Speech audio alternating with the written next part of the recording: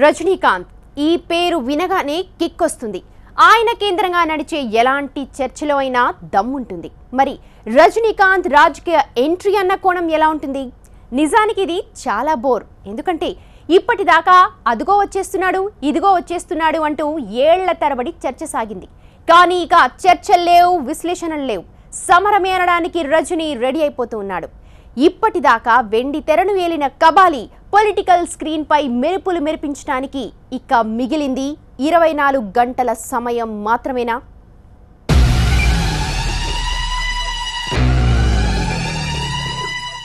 రజనీకాంత్ మరియు రాజకీయాలు ఈ కోణంలో చర్చకు దశాబ్దాల చరిత్ర ఉంది.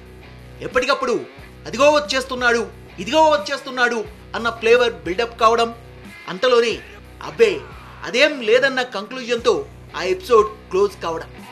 కానీ తాజాగా జరుగుతున్న డిస్కషన్ను మాత్రం ఇదే విధంగా చూడడానికి వీల్లేదు. ఎందుకంటే సుదీర్ఘకాలం తర్వాత అభిమానులతో జిల్లాల వారీగా సమావేశమవుతున్న కబాలి తొలి రోజు భేటీలోనే సంచలన ప్రకటన చేశాడు. దేవుడు ఆదేశిస్తే రాజకీయాల్లోకి వస్తానని ఎప్పట్లానే వ్యాఖ్యానించిన రజనీకాంత్ ఈసారి మాత్రం అక్కడితో ఆపలేదు. తాను రాజకీయాల్లోకి వస్తే డబ్బు సంపాదించాలని ఆశించేవారిని దగ్గరకు రానివ్వనన్నారు. అలాగే అవినీతికి తావులేని స్వచ్ఛమైన పాలన అందిస్తానన్నారు. நான் அப்பவும் சொல்றேன் இப்பவும் சொல்றேன், அந்த ஆண்டவன் கையில தான் என்னுடைய வாழ்க்கை இருக்கு. இப்போ நடிகனா பயன்படுத்திட்டு இருக்கான், நடிகனா நடிச்சிட்டு இருக்கேன். நாளைக்கு என்னமா பயன்படுத்துறானோ அவங்க என்ன பயன்படுத்தாலும் நியாயமா உண்மையா தர்மமா மனசாட்சியோட பண்றேன். அப்படி ஒரு சூழ்நிலை ஏற்பட்டு நான் அரசியலுக்கு வர வேண்டிய சூழ்நிலை ஏற்பட்டால் அந்த மாதிரி ஆளுங்களை அந்த மாதிரி ஆளுங்களை கிட்ட கூட சேர்க்க மாட்டேன், கூட விட மாட்டேன். ஆக இப்போ ఒదిగిడుங்க, ఏనా ఏమందరు. రాజకీయాలపై రజనీ చేసిన వ్యాఖ్యల నేపథ్యం నేను కనుక పాలిటిక్స్ లోకి ఎంట్రీ ఇస్తే అన్న కోణమే. కానీ గతంలో ఎన్నడూ లేని విధంగా అవినీతి లేని పాలన, డబ్బు సంపాదించాలి అనుకునే వాళ్ళను దగ్గరకు రానివ్వను లాంటి స్టేట్మెంట్స్ కబాలి కేంద్రంగా కావాల్సినంత పొలిటికల్ సెగను రాజేస్తున్నాయి. సిల్వర్ స్క్రీన్ మీద రజనీకాంత్ తిరుగులేని స్టార్.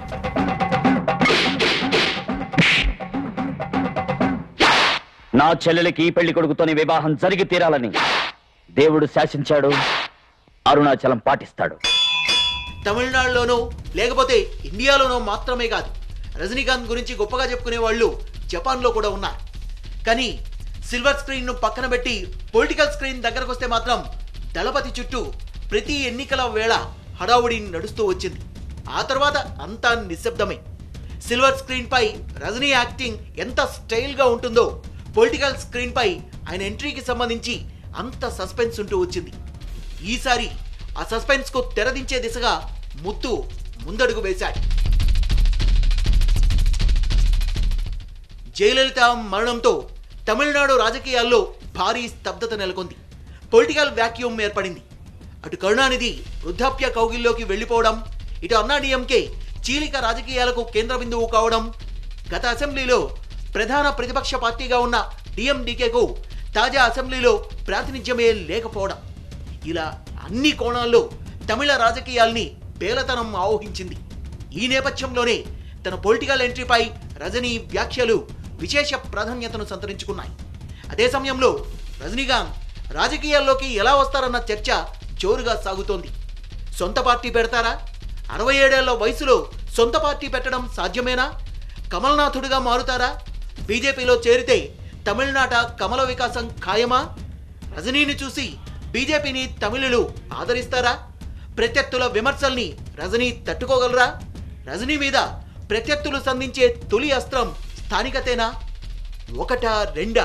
ఇలా ఎన్నో ప్రశ్నలు, ఎన్నో సందేహాలు. ఒకవైపు రోబోట్ 2.0 మూవీకి హైప్ క్రియేట్ చేయడానికి రజనీకాంత్ తన పొలిటికల్ ఎంట్రీ మీద వ్యాఖ్యలు చేశారన్న విశ్లేషణలు తమిళనాడులో వినిపిస్తున్నాయి. అంతకు మించి ఫ్యాన్స్తో భేటీ గురించి పెద్దగా ఆలోచించాల్సిన అవసరం లేదన్న వాదనలు ఒకవైపు వస్తుంటే, ఇదే అంశాన్ని మరో రకంగా ప్రస్తావించారు రజనీ. సో எனக்கு இன்னொரு இது இருக்கு. ரஜினி ஒரு படம் ரிலீஸ் ஆகும் போது மட்டும் அவர் ஏதாவது ஸ்டண்ட் பண்ணுவாரு, ஏதாவது சொல்லுவாரு, படம் ஓடுறதுக்கு ஏதாவது யுக்திகளை பண்ணுவாரு அப்படின்னு சொல்லிட்டு உங்களுடைய ஆசீர்வாதத்தால, உங்களுடைய அன்பாக நான் அப்படி பண்ண வேண்டிய அவசியம் இல்லை. సినిమా ప్రమోషన్ కోసమో హైప్ క్రియేట్ చేయడానికో ఏదో ఒక వ్యాఖ్య చేయాల్సిన అవసరం ఇంతవరకు తనకు రాలేదని రజనీ తేల్చి చెప్పేశాడు. తాను రాజకీయాల్లోకి వస్తే స్వచ్ఛమైన పాలన అందిస్తాను అనడం, అవినీతి పరుల్ని దగ్గరకు రానివ్వనని చెప్పడం చూస్తుంటే త్వరలోనే తన పొలిటికల్ ఎంట్రీ ఖాయమని ఫ్యాన్స్ గట్టిగా నమ్ముతున్నారు. సినిమా వాళ్లకు తమిళ ప్రజలు తొలి నుంచి పెద్దపీట వేస్తూనే ఉన్నారు. ఆ క్రమంలో రజనీకాంత్ కూడా రాజకీయ సంచలనాలు సృష్టిస్తాడా? ఇంతకీ కబాలి కమలనాథుడిగా మారుతాడా? సొంత పార్టీ పెడతాడా? ఏం చేస్తే ఏం జరిగే అవకాశం ఉంది?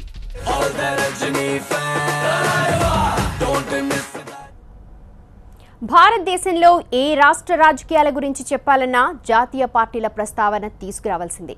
కానీ తమిళ రాజకీయాలు మాత్రం అందుకు భిన్నం. గెలిచేదైనా ఓడేదైనా ప్రాంతీయ పార్టీలే. జాతీయ పార్టీలు నామకే వాస్తే మాత్రమే. రజనీకాంత్ కూడా ఈ సంప్రదాయాన్ని కొనసాగిస్తూ సొంత పార్టీ పెడతారా, లేక జాతీయ పార్టీలో చేరి తమిళనాడు రాజకీయాలను మార్చేస్తారా? కబాలి కమలనాథుడిగా మారే అవకాశం ఉందా? ఒకే ఒక్క రోజులో ఈ సస్పెన్స్ వీడుతుందని ఆయన ఫ్యాన్స్ బలంగా నమ్ముతున్నారు. డిఎంకే అన్నా డిఎంకే, ఒకసారి ఆ పార్టీ, మరోసారి ఈ పార్టీ, మరొకరికి మాత్రం చోటు లేదు. కొన్ని దశాబ్దాలుగా తమిళ రాజకీయాల్ని ఏలుతోంది ఈ రెండు పార్టీలే. అలాంటి పార్టీలు ఇప్పుడు వేర్వేరు కోణాల్లో తీవ్ర ఇబ్బందులను ఎదుర్కొంటున్నాయి. ఈ నేపథ్యంలో ప్రత్యామ్నాయం అన్న మాటకు తమిళ రాజకీయాల్లో ప్రాధాన్యత పెరిగిపోయింది. అదే సమయంలో రజనీకాంత్ కూడా నేను కనుక రాజకీయాల్లోకి వస్తే అనేశారు. ఈ నేపథ్యంలో రజనీకాంత్ సొంత పార్టీ పెడతారా అన్న చర్చ తమిళనాట జోరుగా సాగుతోంది. రజనీకాంత్ వయస్సు 67 సంవత్సరాలు. అలానే ఆయన ఆరోగ్యపరంగానూ కొన్ని సమస్యల్ని ఫేస్ చేస్తున్నారు. ఈ వయసులో ప్రాంతీయ పార్టీ స్థాపించి క్షేత్రస్థాయిలో దాన్ని పటిష్టం చేయడం అంత తేలిక కాదని పరిశీలకులు విశ్లేషిస్తున్నారు. అలాంటప్పుడు కబాలి ముందున్న మరో ఆప్షన్ జాతీయ పార్టీలో చేరడం. ఈ ప్రస్తావన వచ్చిన వెంటనే అందరి చూపు బీజేపీ వైపే మళ్లుతోంది. ఆపరేషన్ దక్షిణ భారత్లో భాగంగా తమిళనాడులో బలపడాలని బీజేపీ ప్రయత్నిస్తోంది. ఆ క్రమంలో గతంలోనే ఆ పార్టీ పావులు గదిపే ప్రయత్నం చేసింది. మోదీ రజనీకాంత్ భేటీ అందుకో ఉదాహరణగా పరిశీలకులు చెబుతున్నారు. జయలలిత మరణం తర్వాత పన్నీర్ సెల్వం ద్వారా మొత్తం సినిమా నడపాలని బీజేపీ స్కెచ్ గీసింది. కానీ అది వర్కౌట్ అవ్వలేదు. ఇప్పుడు రజనీకాంత్ బీజేపీలో చేరితే ఆ పార్టీకి తమిళనాడులో కొండంత అండ దొరికినట్టే అని రాజకీయ వర్గాలు చెబుతున్నాయి. అదే సమయంలో తమిళనాట ద్రావిడ ఉద్యమ ప్రభావం చాలా బలంగా ఉంది. ఆ కారణంగానే దశాబ్దాలుగా ద్రావిడ పార్టీలనే అక్కడి ప్రజలు ఆదరిస్తున్నారు. రజనీకాంత్ బీజేపీలో చేరినంత మాత్రాన ఆయన్ను చూసి బీజేపీకి తమిళ ప్రజలు ఎంతవరకు జేజేలు కొడతారన్న ప్రశ్న కూడా తన ఉనికిని బలంగా చాటుకుంటోంది. జిల్లాల వారీగా అభిమానులతో సమావేశమవుతున్నారు కబాలి.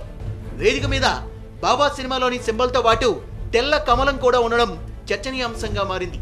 తన మనసులో ఉన్న విషయాన్ని రజనీ కాస్తగా బహిర్గతం చేసే ప్రయత్నం చేస్తున్నారా అన్న కోణం ఆసక్తికరంగా మారింది.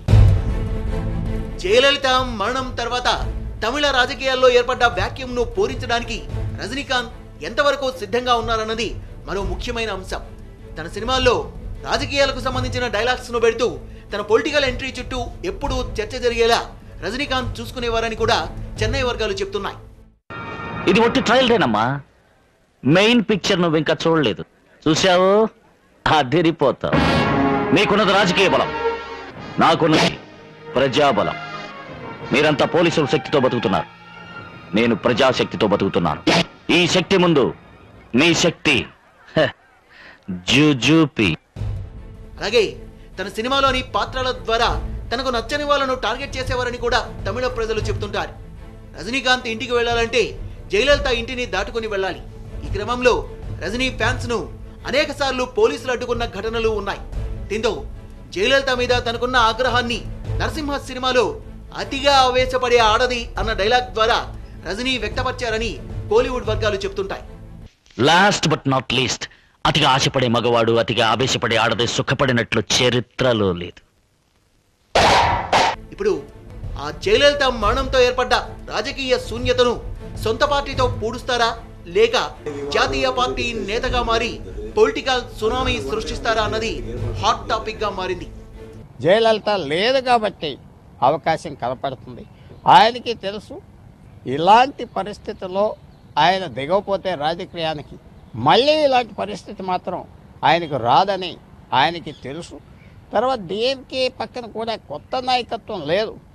గత 40 సంవత్సరాలు బట్టి ఎలాంటి నాయకత్వం ఉన్నదో అలాంటి నాయకత్వం ఉన్నది కాబట్టి రజనీకాంత్ చెన్నై తమిళనాడు రాజకీయంలో దిగితే ఆయన మార్పు మనిషి, చేంజ్ తీసుకొచ్చే మనిషి, ఆ లేబుల్తో దిగుతాడు కాబట్టి మంచి అవకాశం ఈసారి ఉన్నది.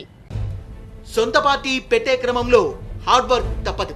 సొంత పార్టీ కనుక పెడితే తమిళనాట పాగా వేయాలన్న బీజేపీ ఆశలు అడియాసలైనట్టే. అలానే డిఎంకేకి కూడా కష్టాలు తప్పి సరే. సొంత పార్టీ పెట్టేంత రిస్క్ ఎందుకు అనుకుంటే రజనీ ముందున్న ఆప్షన్ బీజేపీ. ఇటు బీజేపీ కూడా సరిగ్గా ఇలాంటి పర్సనాలిటీ కోసమే ఎదురు చూస్తోంది. రజనీ కనుక కమల్నాథుడిగా మారితే తమిళనాట ముక్కోణపు పోరు తప్పదు. అదే సమయంలో ద్రావిడ పార్టీల నుంచి తమిళ ఓటర్లను బీజేపీ వైపు తిప్పడం రజనీకాంత్కు పెద్ద సవాలే అవుతుంది. దశాబ్దాల చరిత్రను తిరగరాసే సత్తా తలైవర్ ప్రదర్శిస్తారా అన్నది చర్చనీయాంశంగా మారింది ఇప్పుడు.